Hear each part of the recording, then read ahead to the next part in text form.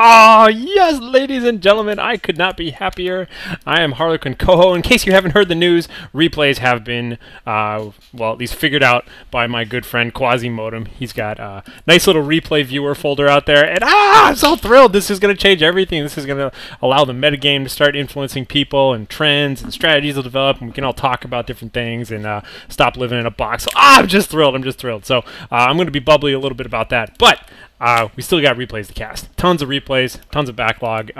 And by the way, if any of you are top players and you're looking to become famous and you want to get your name out there for early Coho beta expertise, send me some replays. I'm looking for tons of replays. HarlequinCoHO@gmail.com. So I love you guys. Shout out to all my subscribers. You guys are fantastic. Keep the feedback coming. And here's another great game for you. We have got LoneChaos, the Infantry Commander. Going to go ahead and get this started here. Versus, and by the way, LoneChaos is a pretty good infantry commander. He's like top 5, top 6, something like that. I think he was 5 or 6 when I looked him up earlier.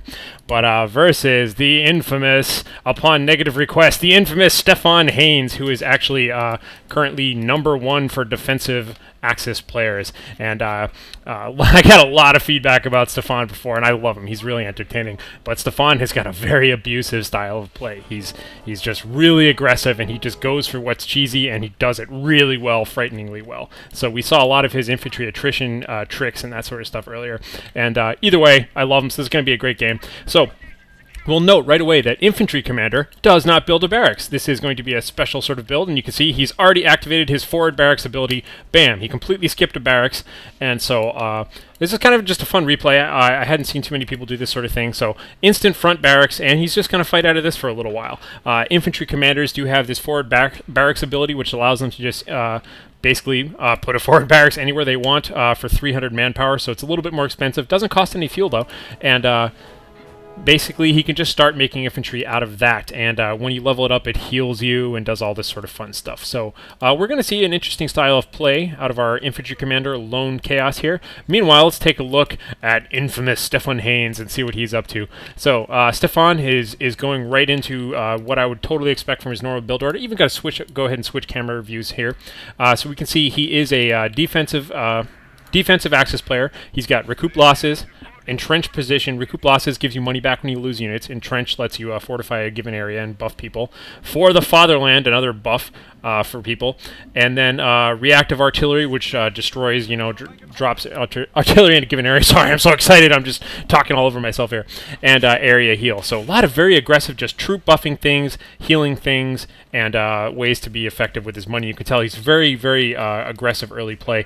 This Bargain Volksgrenadier squad, really cheap units. Just cheap units, getting his money back, buffing his cheap units, and spamming cheap units everywhere. So again, we've got this really abusive style of play, and I love it. Again, nothing wrong with it. I think Stefan's a terrific player, and he should keep pushing the envelope on what's mattered and what isn't in balance and all that sort of stuff. So looking forward to this game between these two players.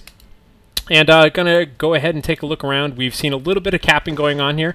You'll notice, very interestingly, that LoneChaos, and this is a cool strategy. I don't have enough data to compare it yet, but he just completely ignored his left flank. Most people like to divide the map top and bottom. He divided it left and right. He just went completely up this right-hand side of the map here, capped everything, and now is pushing with a bunch of riflemen that just popped out of his forward barracks here. So you'll see that the Bargain Volksgrenadiers are actually taking a bit of damage. They're already at kind of low health.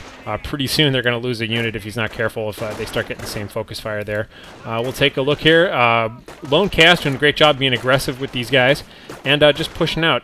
Eventually we're going to have to see him, assuming that he's going to continue with this kind of rifleman style of play, and here come the casualties now. 2 men down. We're at 3 Bargain Volksgrenadiers left. Construction Pioneers are out here capping this point, but only 2 Bargain Volksgrenadiers left, and he's retreating.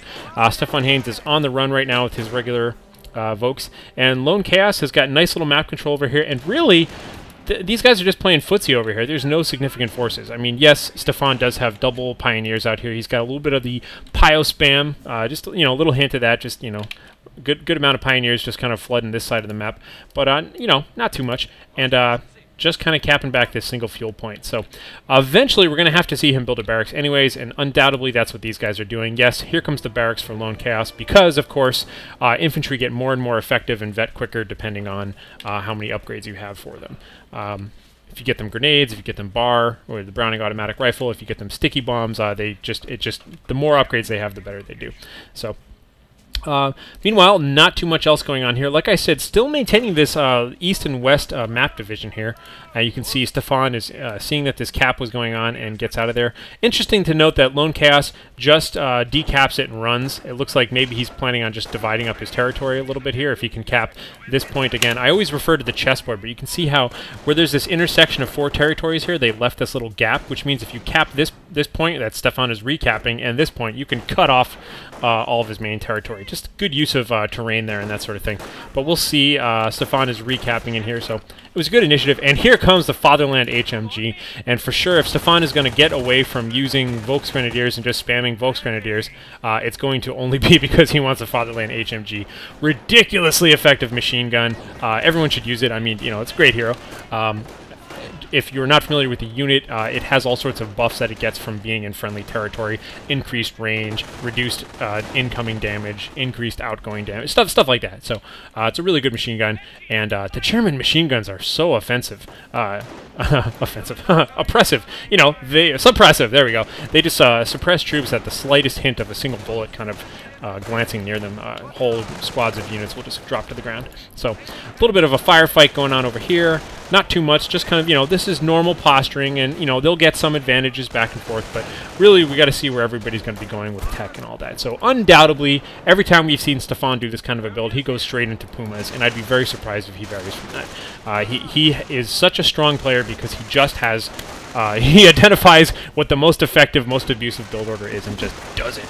So.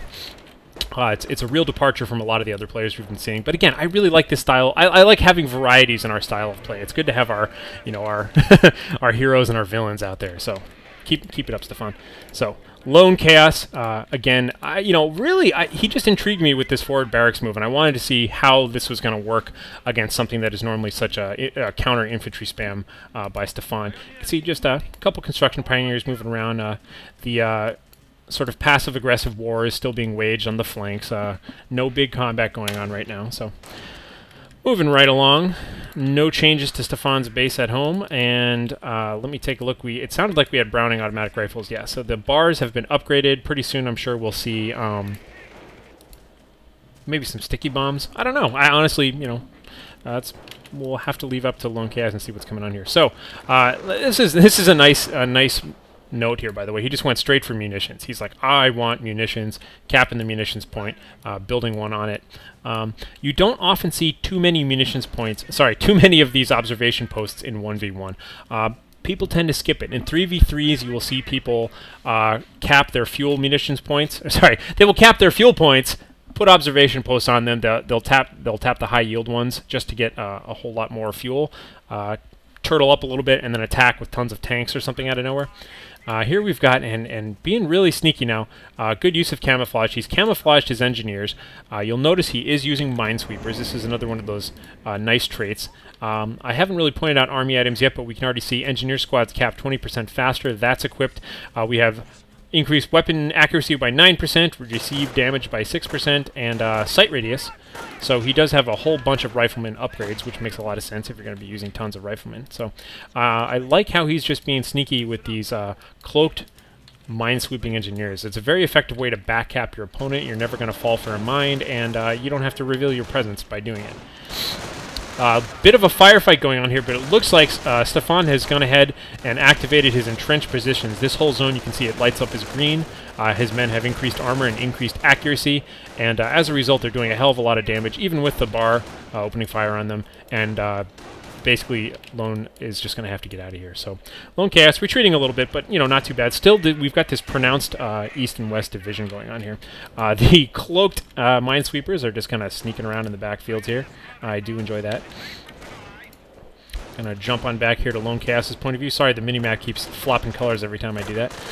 A little bit of fighting going on up here, and oh, some serious an entire pioneer, sorry, an entire Volksgrenadier squad getting shot in the head right there. Just totally executed by this Browning automatic rifle fire. So really, really important upgrade. Good to see them getting that. And I wish I could always see all production up here. I keep jumping around, so unfortunately I can't really keep track if he has upgraded anything else for his infantry yet. But now we've got some cloaked flaming engineers here, and notice he's placing mines all over the map with his cloaked engineers. Fatherland HMG doing some serious damage to these Vet 1 riflemen. Vet 1 riflemen gonna have to get the hell out of there, and looks like they're gone now. But notice he's just kind of sneaking around. He's got a lot of extra munitions coming in because this was a good point here to capture, and he's got double observation posts here, so 2 26 yield munitions posts. He's going to have a ton of munitions coming in.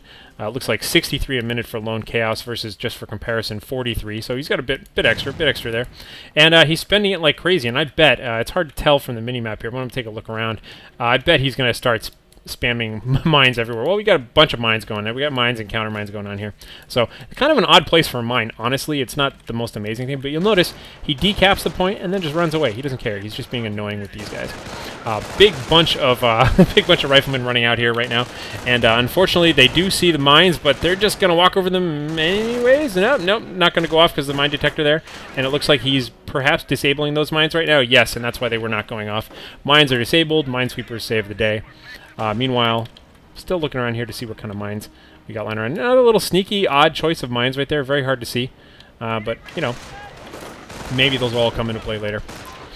Bark invokes Grenadiers, exchanging some fire. Half of them in heavy cover, half of them in light cover. And there we go.